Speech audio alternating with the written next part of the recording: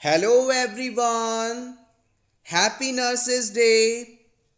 आज के इस एमसीक्यू सेशन की शुरुआत करने से पहले हम बात करेंगे इंटरनेशनल नर्सेस डे की। हर साल 12 मई को फ्लोरेंस नाइटिंगेल का जन्मदिन आता है और इस दिन को हम इंटरनेशनल डे के रूप में सेलिब्रेट करते हैं। नर्सिंग फील्ड में फ्लोरेंस नाइटिंगेल का अद्भुत योगदान था, उसे याद रखते हुए हम इस दिन को हर साल सेलिब्रेट करते हैं। फ्लोरेंस नाइटिंगेल को हम लेडी विद द लैम्प के नाम से जानते हैं। उनका ये नाम क्रीमियन वॉर के दौरान सोल्जर्स की सेवा करने के कारण रखा गया। वार में घायल जो सैनिक होते थे उन्हें प्रॉपर केयर इन्होंने प्रोवाइड की, साथ ही साथ घायल सैनिकों की फैमिली को इन्होंने लेटर्स तक खुद लिखे थे। रात के समय जब ये घायल सैनिकों की देखरेख के लिए जाती थी तब इनके साथ में हमेशा एक लैंप होता था। इस वजह से ही इन्हें लेडी विद द लैंप के नाम से जाना जाने लगा। फ्लोरेंस नाइटिंगेल का जन्म 12 मई 1820 को इटली देश के फ्लोरेंस शहर में हुआ था। वह इनकी मृत्यु इंग्लैंड देश के लंदन शहर में 13 अगस्त 1910 को हुई थी। Florence Nightingale British nurse, statistician, social reformer और foundational philosopher of modern nursing के रूप में जानी जाती हैं। एग्जाम पॉइंट ऑफ व्यू से ईयर 2022 की नर्सेस डे की थीम क्या है, ये इम्पॉर्टेंट है। इस साल की थीम है nurses a voice to lead, invest in nursing and respect rights to secure global health. एक बार फिर से रिपीट करते हैं। The theme for this year's nurses day is nurses a voice to lead, invest in nursing and respect rights to secure global health. आप चाहें तो इसका स्क्रीनशॉट ले सकते हैं आपके रिवीजन के लिए। Let's start MCQ session. While administering albumin to a client, the nurse need to give this drug. जब भी आप किसी पेशेंट में एल्ब्यूमिन को एडमिनिस्टर कर रहे होते हैं तो आपको किस बात का ख्याल रखना चाहिए? Option A, give this drug rapidly and restrict water intake. जब इस ड्रग को आप एडमिनिस्टर करें तो इसे तेजी से एडमिनिस्टर करें और वाटर इनटेक नहीं करने दें। ऑप्शन बी, रैपिडली एडमिनिस्टर करें और वाटर इनटेक बढ़ा दें। ऑप्शन सी, स्लोली एडमिनिस्टर करें और वाटर इनटेक इंक्रीज करवा दें। ऑप्शन डी, स्लोली ट्रांसफ्यूज करें और वाटर इनटेक करने से मना कर दें, रेस्ट्रिक्ट कर दें।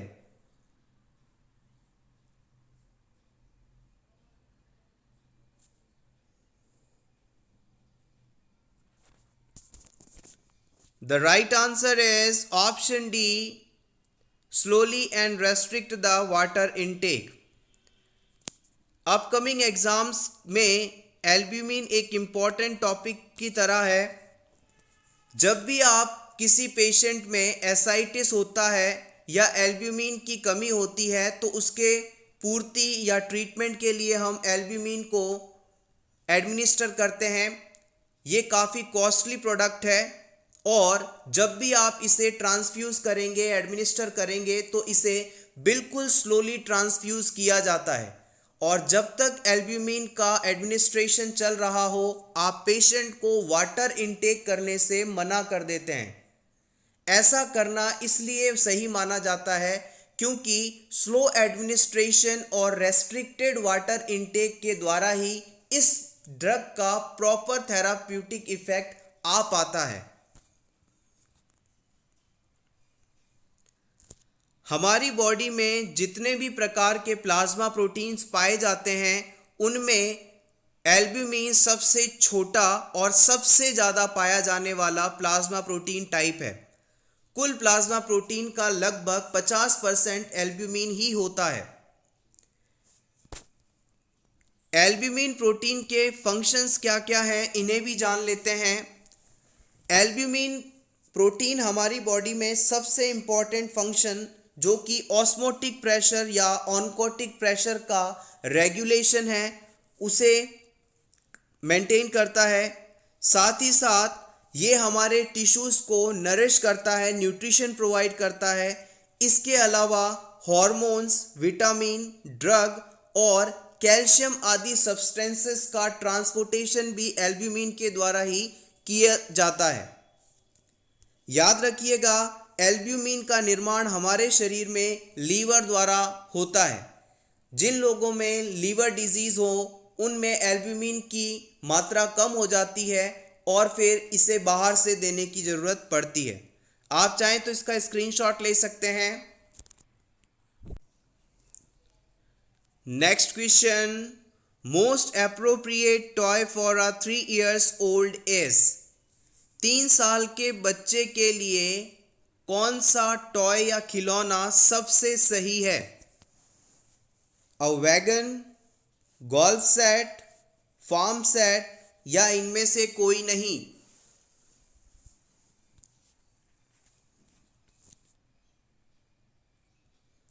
The right answer is option A, wagon.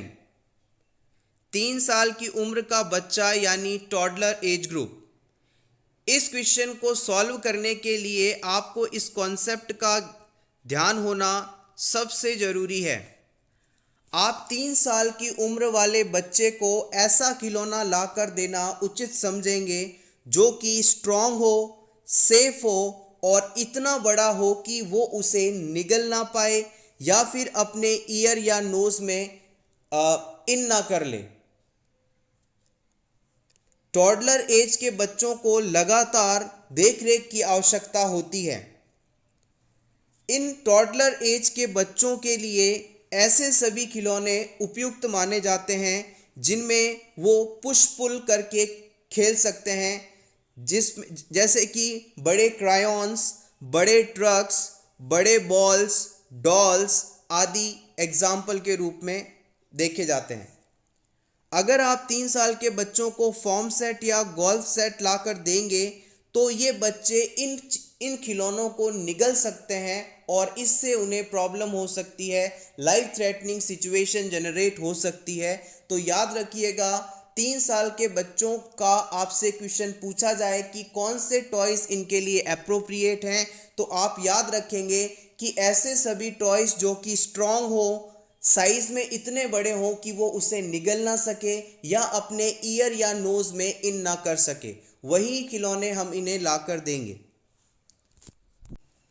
Next question, an end stage AIDS client required suctioning when performing this task the nurse is correct to wear.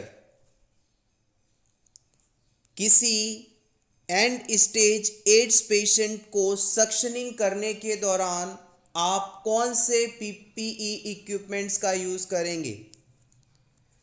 Mask and eye protection, sterile gloves and eye protection, mask and sterile gloves, mask, eye protection and sterile gloves.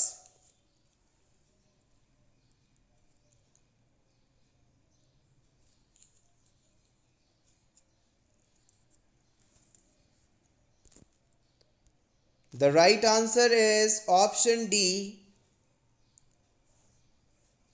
Mask, eye protection और sterile gloves. इन तीनों चीज़ों की हमें आवश्यकता होगी ads patient को suctioning करने के दौरान। HIV एड्स डिजीज़ किस प्रकार से एक पर्सन से दूसरे पर्सन में फैल सकता है, आइए इसे भी जान लेते हैं। अगर कोई हेल्दी पर्सन HIV एड्स से सफरिंग पर्सन के साथ एनाल सेक्स या वेजाइनल सेक्स करता है without protection using, without using condoms, तो वहाँ पर HIV का ट्रांसमिशन होने की पूरी संभावना रहती है। इसके अलावा एचआईवी से ग्रसित मदर के बच्चे तक भी एचआईवी पहुंच सकता है। ये प्रेगनेंसी के दौरान, बर्थ यानी डिलीवरी के दौरान या फिर ब्रेस्ट फीडिंग के थ्रू भी ट्रांसमिट हो सकता है।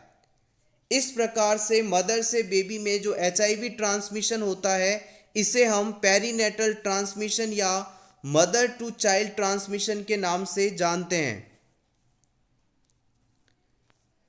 इसके अलावा एचआईवी पर पेशेंट द्वारा यूज की गई निडल, सिरिंज, इंजेक्शन या कोई और इक्विपमेंट्स अगर कोई हेल्दी पर्सन यूज कर ले तो उसमें इस डिजीज के ट्रांसमिट होने की पूरी संभावना रहती है। Next question, in following which hormone is responsible for milk secretion by alveolar cells. Alveolar cell से मिल्क के सिक्रेशन हेतु कौन सा हार्मोन रिस्पॉन्सिबल है? ऑक्सीटोसिन, प्रोलैक्टिन, एस्ट्रोजन या एलएच?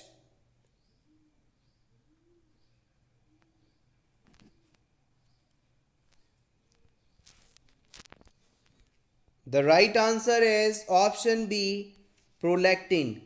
हमेशा याद रखिएगा, P for production, P for prolactin. Milk का फॉर्मेशन जहां पर भी पूछा जाए तो वहां पर आपको प्रोलैक्टिन हार्मोन ही आंसर देना है। और आपसे पूछ लिया जाए मिल्क का एक्सक्रीशन कौन करवाता है, तो आप बताएंगे oxytocin by milk let down reflex. Oestrogen hormone secondary sexual characteristics के डेवलपमेंट के लिए रिस्पॉन्सिबल माना जाता है। एलएच हार्मोन जो है, ल्यूटिनाइजिंग हार्मोन जो है, ओव्यूलेशन के लिए रिस्पॉन्सिबल माना जाता है। Next question, the part of anatomical significance in the uterus which is narrow tubular fibromuscular extension of uterus below the isthmus is known as। Uterus में इस्थमस के नीचे वाला पार्ट जो कि नैरो ट्यूब्यूलर और फाइब्रोमस्कुलर होता है, उसे हम किस नाम से जानते हैं, यह आपको बताना है। फंडस, कॉर्नुआ, कैविटी या सर्विक्स?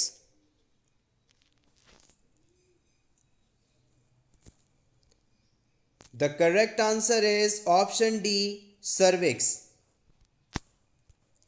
ये मान लीजिए यूट्रस है। इस यूट्रस में इस्थमस के नीचे वाला ये वाला जो हिस्सा है, this is called the cervix.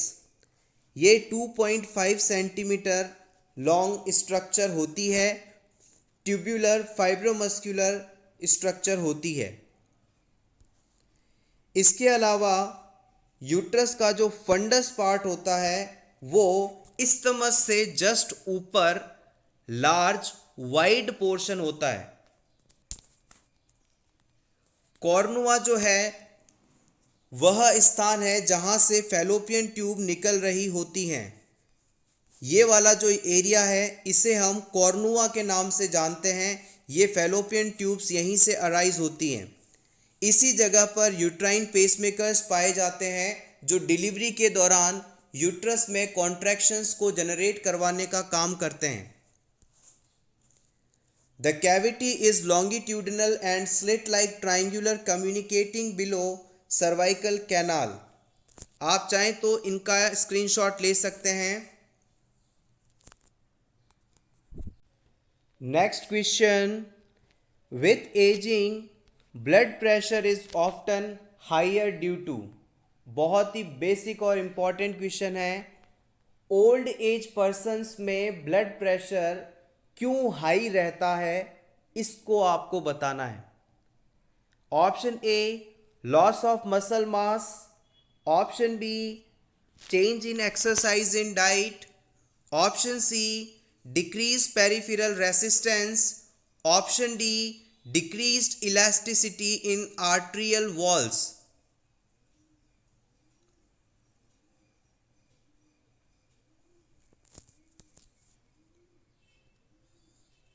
The correct answer is option D, decrease elasticity in arterial walls.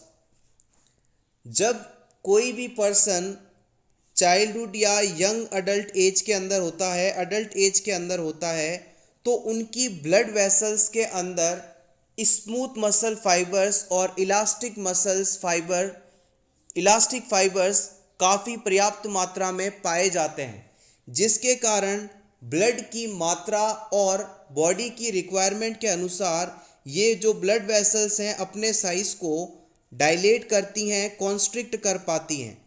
लेकिन जैसे जैसे पर्सन ओल्ड एज होता जाता है, उस सिचुएशन में इन ब्लड वेसल्स के अंदर स्मूथ मसल फाइबर्स और इलास्टिक फाइबर्स की संख्या कम हो जाती है, जिसके कारण इन ब्लड वेसल्स में ओल्ड एज में जो इलास्टिसिटी है या फिर फ्लेक्सिबिलिटी है वो कम हो जाती है। सिंपल शब्दों में कहें तो ब्लड वेसल्स जो हैं हार्ड हो जाती हैं, रिजिड हो जाती हैं, ये चाहकर भी अपने आकार को बढ़ा घटा नहीं पाती, और इसी कारण ओल्ड एज के अंदर जो ब्लड प्रेशर है वो आपको बढ़ा हुआ देखने को मिलता है। ब्लड वेसल्स में स्मूथ मसल्स फाइबर और इलास्टिक फाइबर्स की कमी को ही हम आर्टरियोस्क्लेरोसिस के नाम से जानते हैं। Hopefully this concept is clear.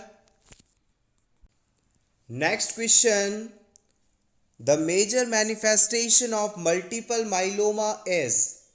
Multiple myeloma में मेजर क्लिनिकल मैनिफेस्टेशन या साइन एंड सिम्टम के रूप में क्या देखा जाता है? Paraplegia, skeletal pain, enlargement of inguinal lymph nodes, या फिर इनमें से कोई भी नहीं।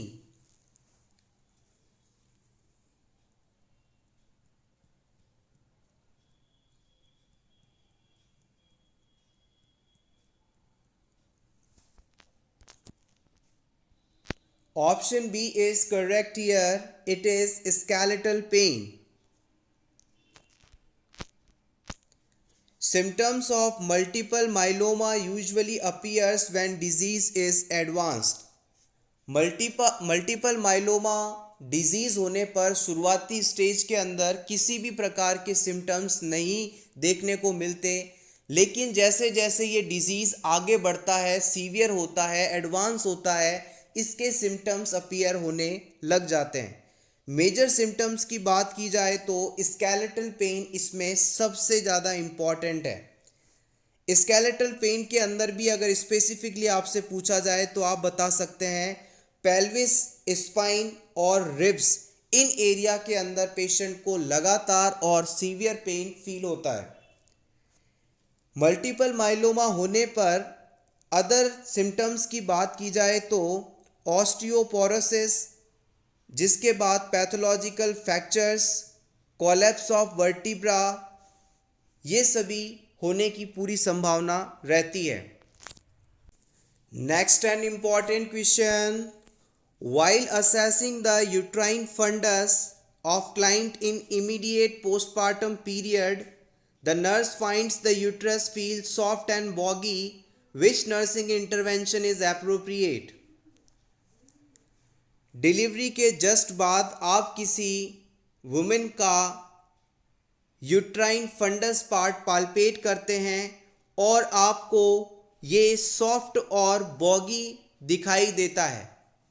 इस सिचुएशन में आपके द्वारा किया जाने वाला इम्पॉर्टेंट इंटरवेंशन क्या होगा? ऑप्शन ए, हम क्लाइंट के लेग्स को एलिवेट करवा देंगे, यानी पैर ऊपर की तरफ करवा देंगे। ऑप्शन बी, हम यूट्राइन फंडस पर मसाज शुरू कर देंगे। मसाज तब तक की जाएगी जब तक कि ये सख्त ना हो जाए, फर्म ना हो जाए। ऑप्शन सी, हम यूट्रस को पुश करेंगे ताकि वहाँ मौजूद क्लॉट्स बाहर निकल जाएं, या फिर इनमें से कोई नहीं।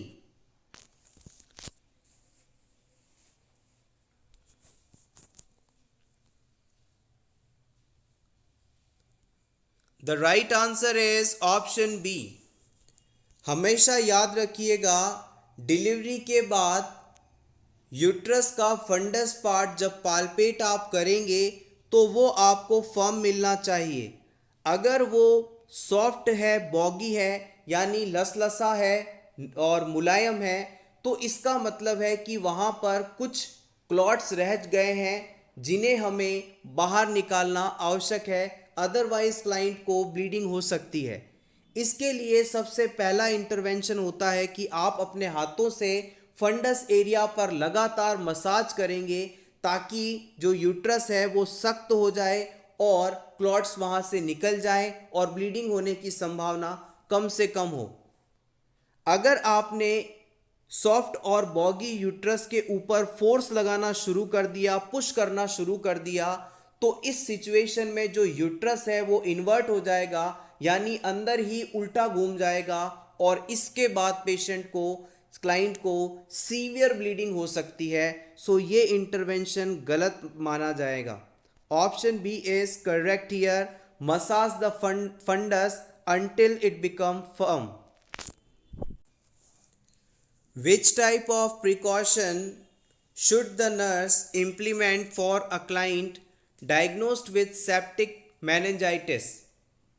सेप्टिक मेनिंजाइटिस वाले पेशेंट की केयर के दौरान कौन सा प्रिकॉशन यूज़ करना सही रहेगा? Standard precaution, airborne precaution, contact precaution या droplet precaution?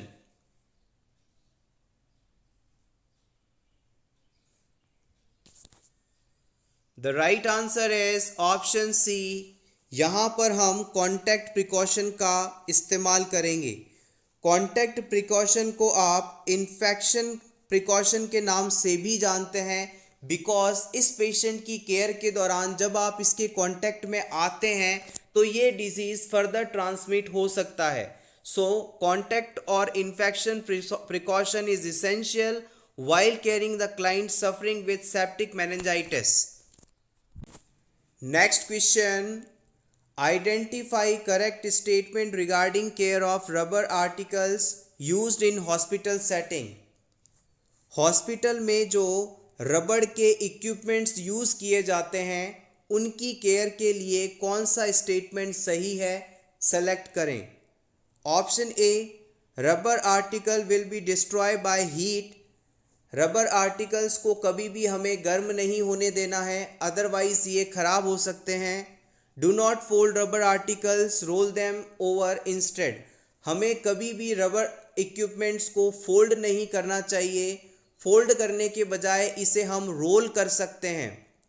Option C, do not pin on rubber articles. Rubber articles पर हमें कभी भी पिन नहीं लगानी चाहिए। ऑप्शन डी, सभी सही हैं।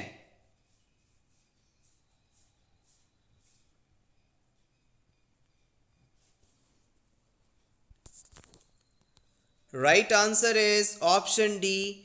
ये सभी स्टेटमेंट्स रबर आर्टिकल की केयर के लिए बिल्कुल सही माने जाते हैं। रबर आर्टिकल्स को कभी भी हमें गर्म नहीं करना है, इन्हें फोल्ड ना करके रोल करके रखना है और इन पर कभी भी हमें पिन नहीं लगानी है। Next question, the following methods can be used to identify training needs except. इन चारों ऑप्शंस में से आपको उस ऑप्शन को सेलेक्ट करना है जिसके द्वारा हम किसी भी एम्प्लॉय की ट्रेनिंग नीड को नहीं जान सकते। Professional standards, job analysis, job description, employ service.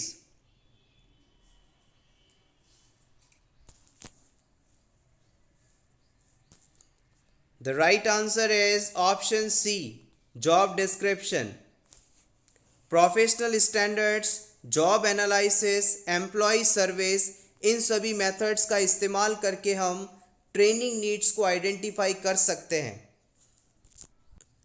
Next, which of the following is the process by which the manager assigns specific duties.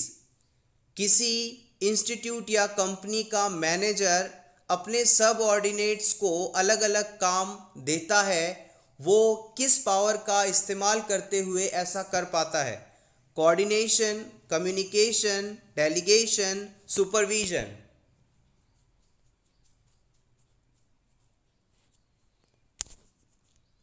Option C is correct here, delegation एक process है जिसके द्वारा manager अपने team members को या subordinates को अलग अलग काम असाइन करता है, अलग अलग ड्यूटी देता है। Next question, in a fetal blood vessel where is the oxygen content highest? Fetal circulation में किस ब्लड वेसल के अंदर ऑक्सीजन की मात्रा सबसे ज़्यादा होती है?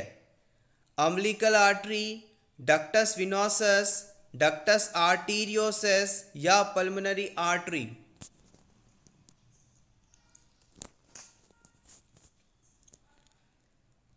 Option B is correct here. Ductus venosus is a place where oxygen rich content is found. Next question. Loss of muscle coordination results from damage to? हमारे ब्रेन के किस हिस्से में डैमेज होने के बाद मसल्स का कोऑर्डिनेशन, मसल्स का तालमेल बिगड़ जाता है? Hypothalamus, cerebrum, mid brain, cerebellum?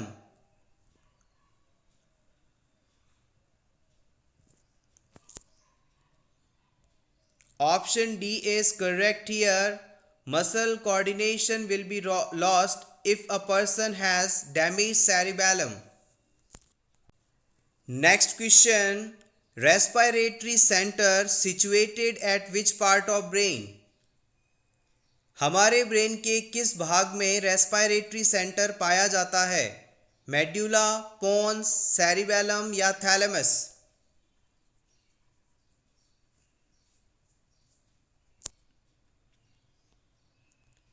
Option A is correct, it is medulla. Medulla oblongata में रेस्पिरेशन सेंटर पाया जाता है।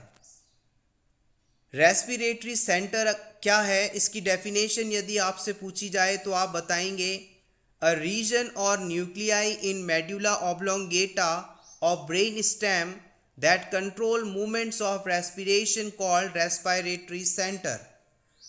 हमारे ब्रेन स्टेम के मेड्यूला ऑब्लोंगेटा वाले पार्ट में एक हिस्सा या एक न्यूक्लियाई जो कि हमारे रेस्पिरेशन की मूवमेंट को कंट्रोल करता है, रेस्पिरेटरी सेंटर कहलाता है। आपसे एग्जाम में क्वेश्चन इस प्रकार से भी पूछा जा सकता है, a nuclei found in medulla oblongata of brain stem that controls the movement of respiration known as. तो इसके जवाब में आप देंगे it is called respiratory centre. Next question, all of the following statements true about the functions of brain except। बहुत ही easy question है, लेकिन अगर आप इसे एक्सेप्ट को नज़रअंदाज कर गए तो गलत हो सकता है। ब्रेन के फंक्शंस यहाँ पर दिए गए हैं, कौन सा ब्रेन का फंक्शन नहीं है, इस चीज़ को आपको सेलेक्ट करना है। ऑप्शन ए, सेरेब्रम और forebrain controls mental behaviour and thoughts. Cerebrum या फोरब्रेन हमारे मेंटल बिहेवियर और थॉट्स को कंट्रोल करता है। ऑप्शन बी, ब्रेन स्टेम और mid brain controls the respiration and cardiovascular system. हमारे रेस्पिरेशन और कार्डियोवैस्कुलर सिस्टम को ब्रेन स्टेम या मिड ब्रेन कंट्रोल करता है। ऑप्शन सी, सेरेबेलम और hind brain regulates the muscle tone and posture.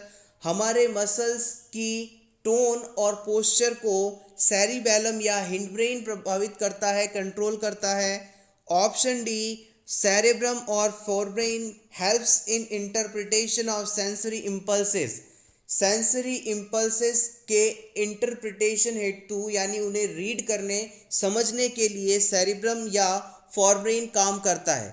इन चारों में से कौन सा ऑप्शन सही नहीं है, ब्रेन का फंक्शन नहीं है?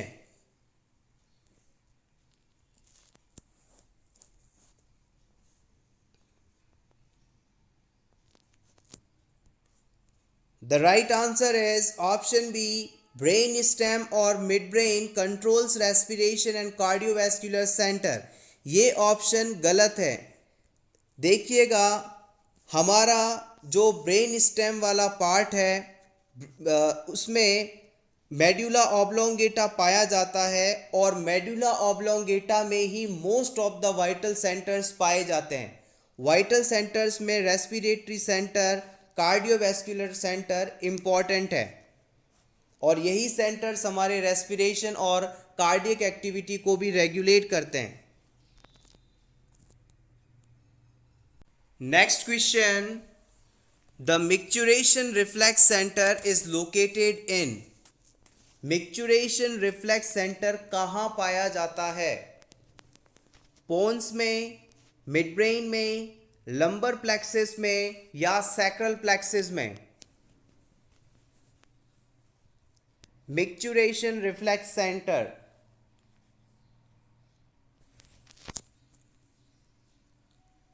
कंफ्यूज्ड? डोंट वरी, मुझे उम्मीद है आपको ये तो पता होगा कि मिक्चुरेशन रिफ्लेक्स क्या होता है। सेंटर के बारे में हम आपको बता देते हैं। मिक्चुरेशन रिफ्लेक्स सेंटर जो है सैक्रल प्लेक्सिस में पाया जाता है। मिक्चुरेशन रिफ्लेक्स सेंटर वह रिफ्लेक्सेस हैं जो हमारे यूरिनरी ब्लैडर की मूवमेंट को कंट्रोल करते हैं। Micturition reflex centre is a centre that controls the reflexes of urinary bladder. हमारे यूरिनरी ब्लैडर के द्वारा कब यूरिन को वॉइड करना है, कब उसे होल्ड करना है, ये प्रोसेस मिक्चुरेशन रिफ्लेक्स कहलाता है और इसका कंट्रोल मिक्चुरेशन रिफ्लेक्स सेंटर द्वारा होता है। अब एग्जैक्ट लोकेशन की बात की जाए कि ये मिक्चुरेशन रिफ्लेक्स सेंटर कहाँ लोकेटेड होते हैं, तो आप बताएंगे कि हमारा जो सैक्रल सेगमेंट होता है उसके अंदर 4th to 6th और 2nd to 4th सेगमेंट में हमारी जो कॉर्ड है उस कॉर्ड के सैक्रल सेगमेंट में 2nd to 4th और 4th to 6th सेगमेंट में मिक्सचुरेशन रिफ्लेक्स सेंटर पाए जाते हैं। Next question, which of the following is not found in urine. इन चारों ऑप्शंस में से कौन सा सब्सटेंस यूरिन में नॉर्मली नहीं पाया जाता? Option A only glucose, option B only protein, option C red blood cells, option D all of the above.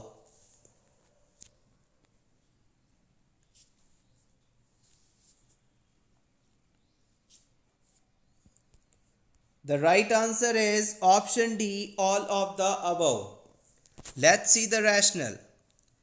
सबसे पहले हम बात करेंगे कि हमारे यूरिन के अंदर पाया क्या जाता है, यूरिन का निर्माण कैसे होता है। नॉर्मल यूरिन के अंदर आपको 96% तक वाटर मिलेगा, 2% यूरिया मिलेगा और बाकी रिमेनिंग 2% में uric acid, creatinine, ammonia, sodium, calcium, potassium, chloride, HPO4, oxalate, SPO4, urobilin etcetera देखने को मिलेंगे। अगर हमारे यूरिन में आपको albumin, glucose, ketone bodies, blood cells, पस, कास्ट, बैक्टीरिया आदि मिलें तो इसका मतलब है कि हमारे यूरिन में कोई ना कोई गड़बड़ी है, कोई ना कोई पैथोलॉजिकल कंडीशन है, डिजीज कंडीशन है। आप चाहें तो इसका स्क्रीनशॉट ले सकते हैं। नेक्स्ट क्वेश्चन, सब clinical infection is not seen in. सब क्लिनिकल इन्फेक्शन किस डिजीज में नहीं देखने को मिलता? Rabies, hepatitis A, polio and ads.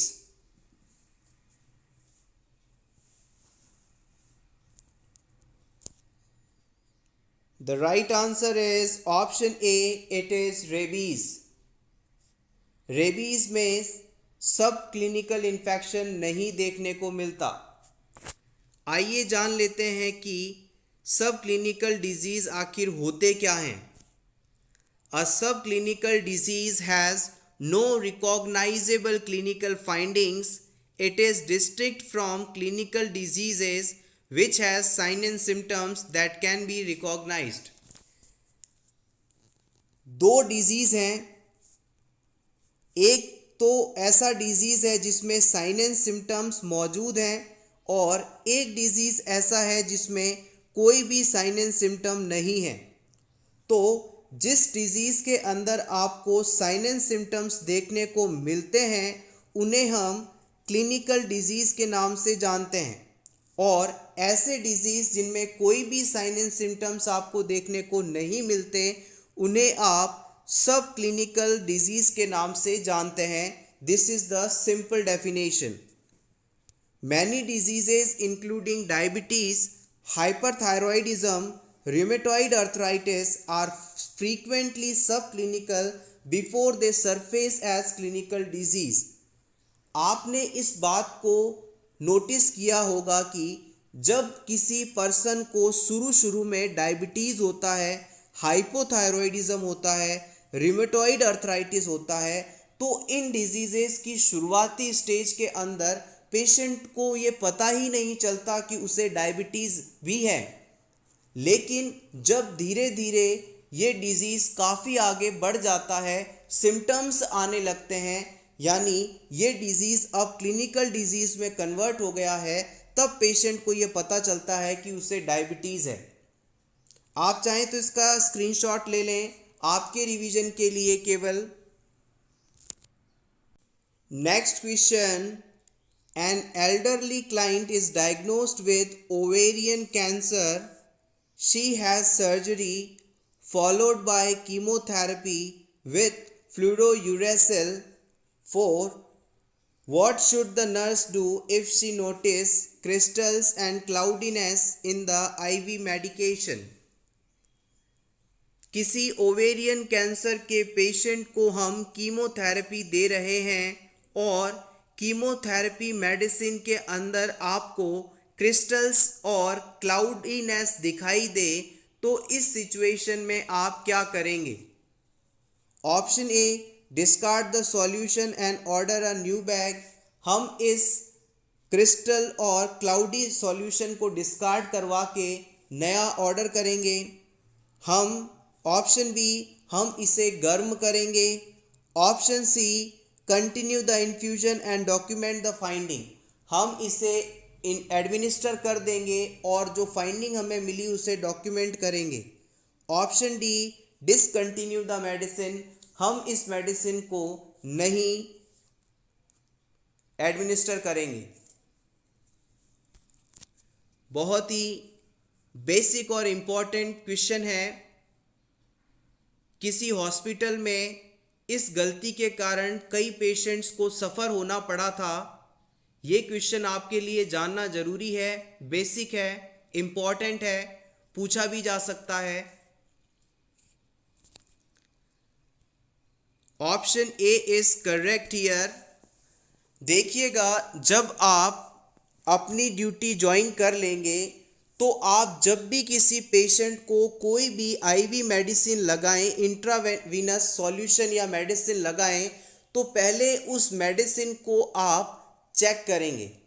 अगर उस मेडिसिन के अंदर किसी भी प्रकार के क्रिस्टल दिखाई दे रहे हैं या फिर क्लाउडीनेस है, यानी देखने में कुछ भद्दी सी लग रही है, यानी आपको डाउट है कि ये मेडिसिन एक्सपायरी हो सकती है या किसी वजह से ख़राब हो चुकी है, तो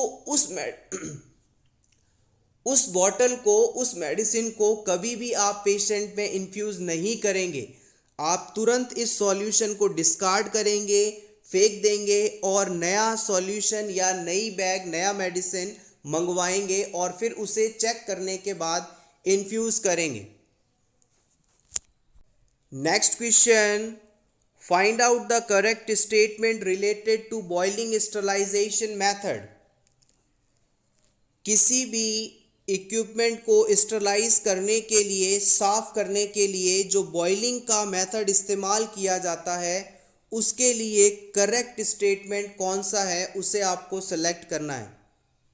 option A, most economical way of sterilising articles. ये इक्विपमेंट्स को साफ़ करने का, स्टरलाइज करने का बहुत ही सस्ता तरीका है, इकोनॉमिक वे है।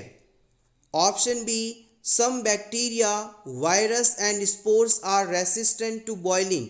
आर्टिकल्स के ऊपर पाए जाने वाले कुछ बैक्टीरिया, वायरस और स्पोर्स बॉइलिंग के लिए रेसिस्टेंट होते हैं, यानी पानी में उबालने के बाद भी ये वहाँ से हटते नहीं हैं, डिस्ट्रॉय नहीं होते हैं, बने रहते हैं।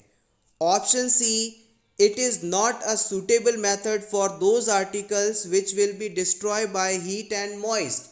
ये बॉइलिंग का जो स्टरलाइजेशन मेथड है, ये उन सभी आर्टिकल्स के लिए इस्तेमाल नहीं किया जा सकता जो कि मॉइस्ट होने पर, गीला होने पर ख़राब हो सकते हैं या फिर जिन्हें हीट देने पर नष्ट हो सकते हैं।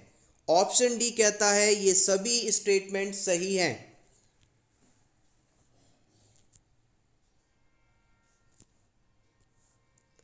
Option D is correct here. Boiling का मतलब है पानी में उबालना। उबालना एक सस्ता मेथड है, स्पोर्स इसमें नष्ट नहीं होते हैं और जो इक्विपमेंट्स पानी से भीगने पर या गर्मी देने पर नष्ट हो जाते हैं उन्हें इस मेथड द्वारा साफ या स्टरलाइज नहीं किया जा सकता। Option D is correct here. Next question, retina in eyes act as a. हमारी आइज में जो रेटिना पाया जाता है वो किसकी तरह काम करता है? कैमरा में लगे लेंस की तरह, कैमरा में लगे शटर की तरह, कैमरे में लगी फिल्म की तरह, या इनमें से कोई भी नहीं?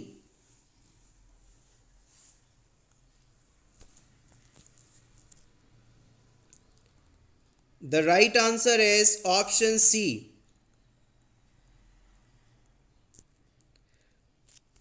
आज से कुछ समय पहले जब हम फ़ोटो खिंचवाते थे तो फ़ोटो खिंचवाते समय हमें कैमरा के अंदर एक फिल्म डालनी पड़ती थी जिसे आप रील कहते थे, और इस रील के ऊपर ही वो इमेज जो है क्लिक करने के बाद छप जाती थी और फिर उसे डेवलप करा के प्रिंट आउट लिया जाता था। इसी कॉन्सेप्ट को आई के ऊपर जब हम देखते हैं तो जैसे मान लीजिए ये हमारी आई है, ये लेंस है और ये वाला जो हिस्सा है ये रेटिना कहलाता है। आई का जो सबसे पीछे वाला पार्ट है जिसे आप हिंदी में पर्दा कह सकते हैं, ये रेटिना है। हमारी आइज़ जो भी देखती हैं, आइज़ के अंदर वो लाइट रेस पहुंचकर इसी रेटिना के ऊपर, इसी पर्दे के ऊपर एक जगह पर, एक पॉइंट पर फोकस्ड हो जाती है और फिर यहाँ से इस इमेज का एनालिसिस ब्रेन द्वारा किया जाता है।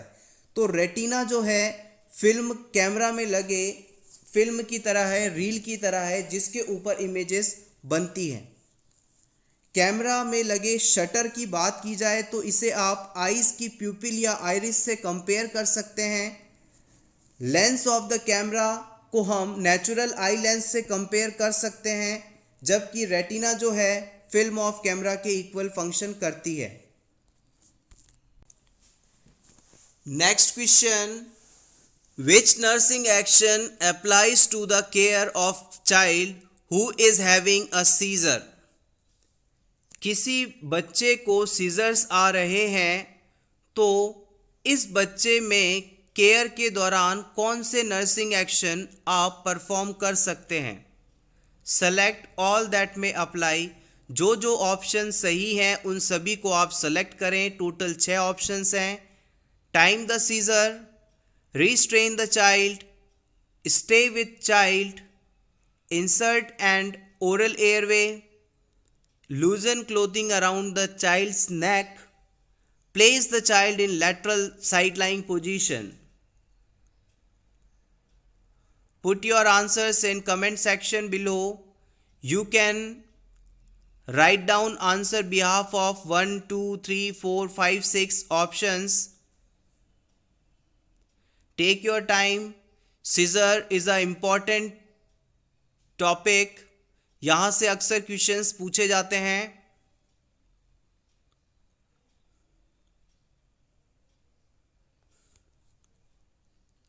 Okay, the right answer is option 1, 3, 5 and 6. हम time the scissor, stay with child, loosening cloth around the child's neck, place the child in lateral sideline position, इन सभी ऑप्शंस को सही मानेंगे. Let's see the rationale. During a seizure, nurse should stay with the child to reduce the risk of injury and allow the observation and timing of seizure. जब भी किसी बच्चे को seizures आए तो नर्स की ये ड्यूटी है कि जब तक उस पर्सन को सीजर्स आ रहे हैं वो उसके साथ में रहे ताकि वो उसे किसी भी प्रकार की होने वाली इंजरी से बचा सके. सीजर के दौरान सीजर्स कब शुरू हुए, कितनी देर तक आए, सीजर्स के दौरान कैसी जर्किंग मूवमेंट हो रही है, इन सभी चीज़ों को नोट करना, ऑब्जर्व करना नर्स की ड्यूटी मानी जाएगी. The child is not restrained because this could cause injury to child.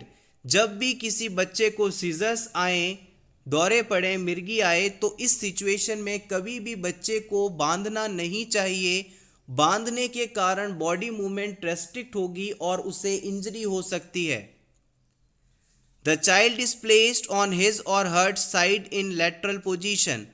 बच्चे को हम हमेशा सीजर्स के दौरान साइड की करवट दिलाकर यानी लेटरल पोजीशन में रखने की कोशिश करते हैं ताकि सीजर्स के दौरान उसे यदि वॉमिटिंग आए तो वो उसे एस्पायरेट ना करके बॉडी से बाहर एक्सक्रीट आउट कर सके ताकि रिस्क ऑफ एस्पायरेशन कम हो. सीजर के दौरान बच्चे के माउथ में किसी भी प्रकार का सब्सटेंस नहीं रखना चाहिए, नहीं तो वो उसे इन कर सकता है और माउथ में कोई भी सब्सटेंस रखने के कारण उसे मसूड़ों में, दांतों में या माउथ में इंजरी हो सकती है.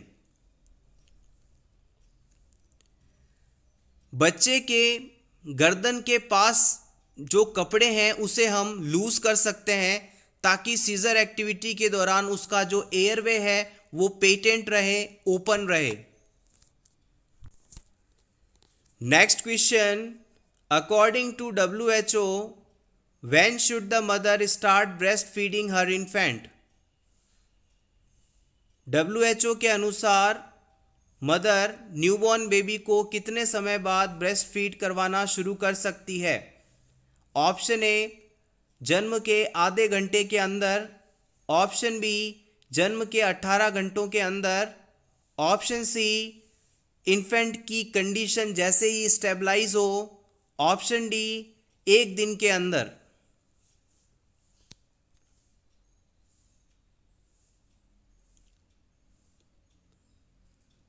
The right answer is option ए. अगर बच्चा स्वस्थ है, मदर स्वस्थ है तो WHO कहता है कि जन्म के बाद 30 मिनट के अंदर अंदर बच्चे को हम ब्रेस्ट फीडिंग शुरू करवा सकते हैं. Next question. A 10 years old is being treated for asthma. Before administering Theodore, the nurse should check the. एक 10 साल का बच्चा जिसमें अस्थमा का ट्रीटमेंट चल रहा है, इस बच्चे में थियोडर एडमिनिस्टर करने से पहले एज अ नर्स आप किस चीज़ का असेसमेंट करेंगे, किस चीज़ को चेक करेंगे? Option A urinary output, option B blood pressure, option C pulse, option D temperature.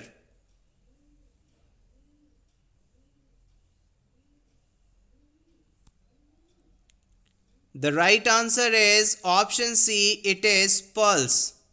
Let's see the rationale. Theodore is a bronchodilator and side effect of bronchodilators is tachycardia, so checking the pulse is important. Theodur जो drug है ये एक bronchodilator है यानी bronchus को dilate करती है. इस ड्रग के साइड इफ़ेक्ट में टैकीकार्डिया सबसे इम्पॉर्टेंट है. इसी वजह से इस मेडिसिन को देने से पहले आपको हमेशा पल्स रेट कितनी है इसे चेक कर लेना चाहिए.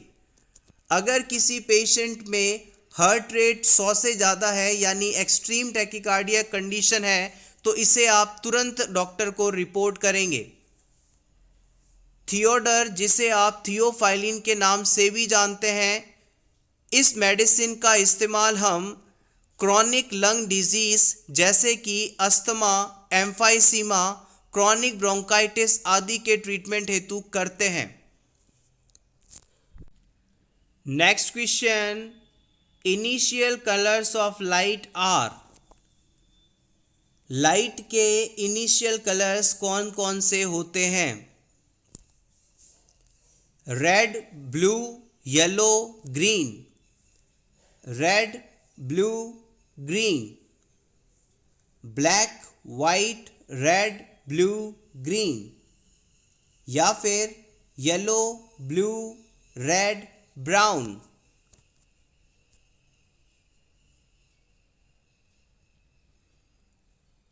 The right answer is option B, red, blue and green. Three colors of light, that is red, green, blue, are called primary colors that can be mixed to produce all other colors perceived by human eye. हमारी आँख जितने भी colours देख सकती है उन सभी का निर्माण प्राइमरी कलर्स से होता है। प्राइमरी कलर्स सिर्फ तीन ही हैं, जो कि रेड, ग्रीन और ब्लू हैं। Red, green, blue. अगर आपसे पूछ लिया जाए कि विजिबल स्पेक्ट्रम में कितने कलर्स होते हैं तो आप बताएंगे कि इसमें कुल 7 कलर्स होते हैं, और जो हैं red, orange, yellow, green, blue, indigo and violet. Red colour जो है इसका वेवलेंथ सबसे ज़्यादा होता है, इसी वजह से इस कलर को हम बहुत दूर से देख सकते हैं। Take screenshot if you want for your revision. Next question, a client who is human immunodeficiency virus seropositive has been taking stavudine. In this client, what should be monitored closely?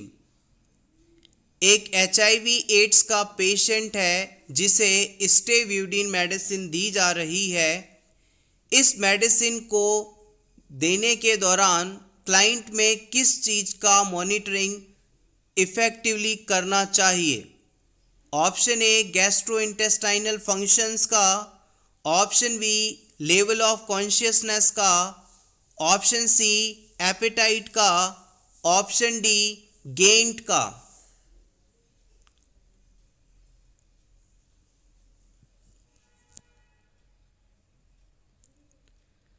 The right answer is option D, it is gained.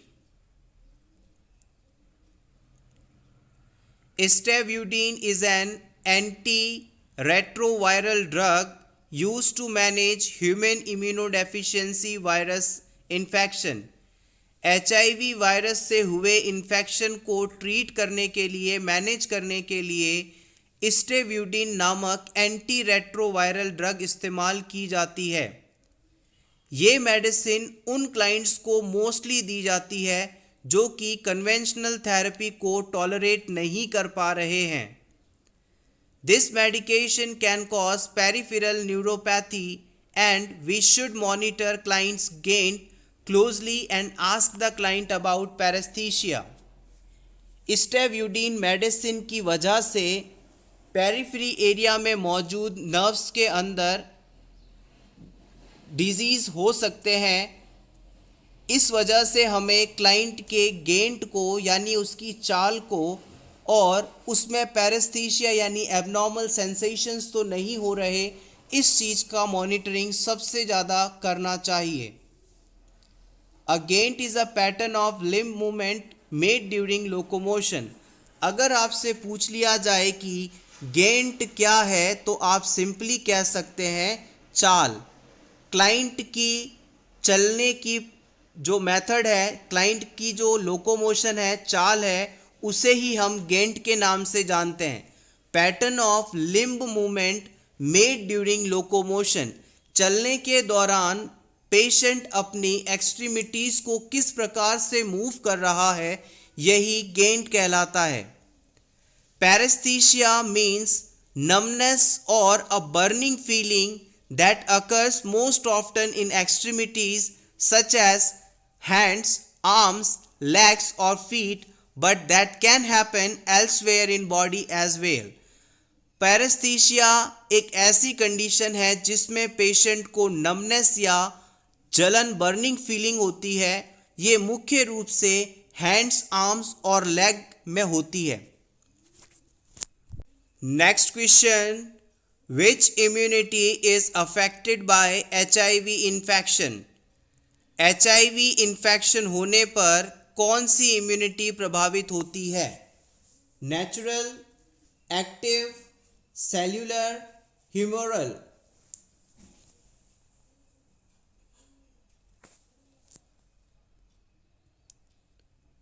Option C is correct here, cellular immunity. Let's see the rationale.